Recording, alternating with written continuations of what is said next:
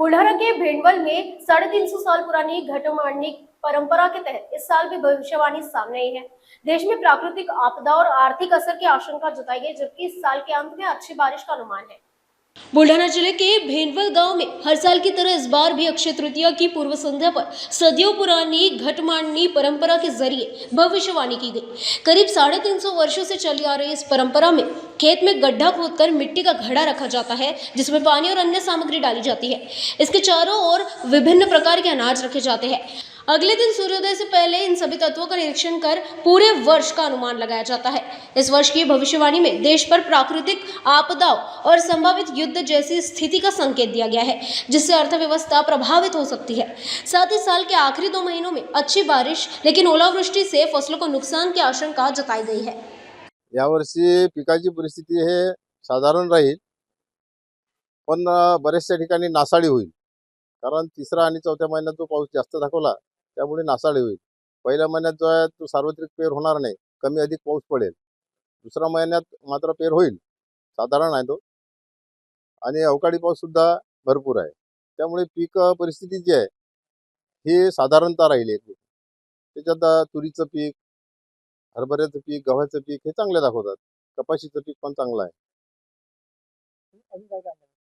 अजून जे दुसरे फारसे काही एवढं हे नाही, पुरी नसल्यामुळे थोडा जे महापूर होतील त्यामुळे नदीकाठच्या लोकांना महापुरामुळे असं पृथ्वीचं नुकसान होईल।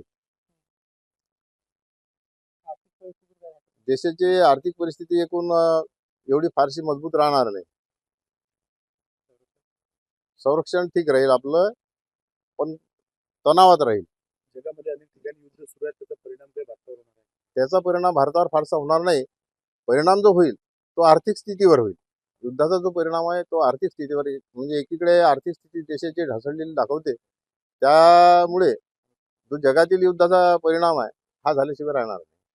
त्यांचं कसं आहे की त्यांचं कार्यच ते आहे, त्यांचं जे कार्य आहे ते त्यांचं ते कार्य करतात, आमचं जे कार्य आहे ते आम्ही करतो।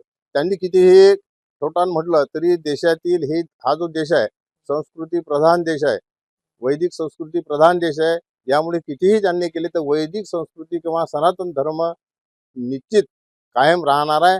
हा कुठेही संपवण्याचा प्रयत्न केला तरी संपणार नाहीये। ठीक आहे, त्यांच्या मते नसला तरी आमच्या मते आहे। कसं आहे की आम्ही जे आहे कुठल्याही प्रकारची लुबाडणूक, कोणी सांगा की आम्ही 1 रुपया घेतला कोणाकडून, लुबाडणूक नाही होत नाही याच्यात।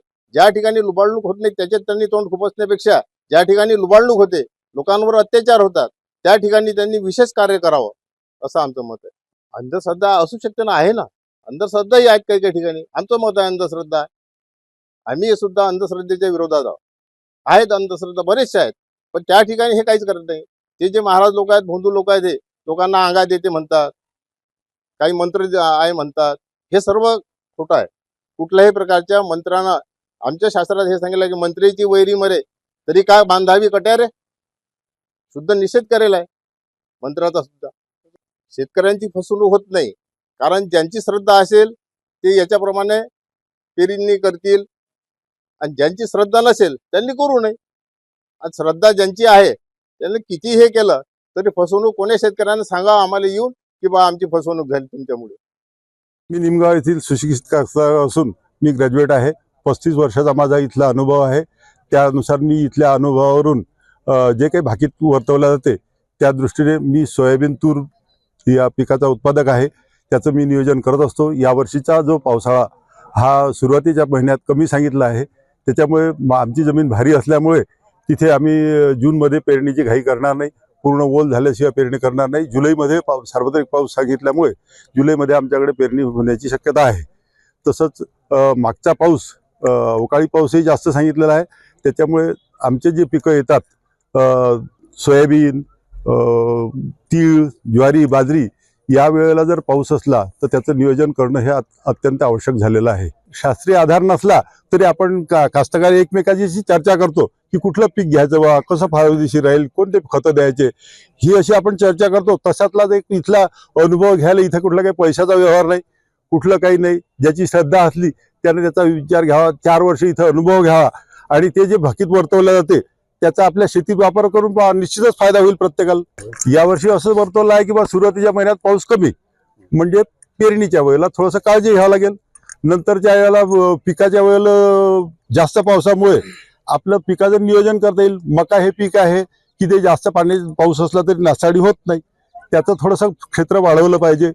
किंवा सोयाबीनच्या 2 वेगळ्या वेगळ्या व्हेरायटी पेरल्या पाहिजे. कमी दिवसात येणारी थोडीशी आधी येऊन गेली तर तो बचाव होईल, किंवा आधी पाऊस होऊन गेला नंतरची लांब येणारी व्हेरायटी जास्त उत्पादन आलं तर ती फायद्याची राहील. आणि एक आतापासून प्लॅनिंग ठेवायचं की आपलं सोयाबीन जमा करून किंवा कुठलाही पिकाचा माल त्यावेळेला जर पावसाचं प्रमाण राहील तर तो आपण लवकरात लवकर जमा करून ताडपत्रीखाली झाकून किंवा त्याची मळणी तातडीने करण्याची व्यवस्था करावी. बस.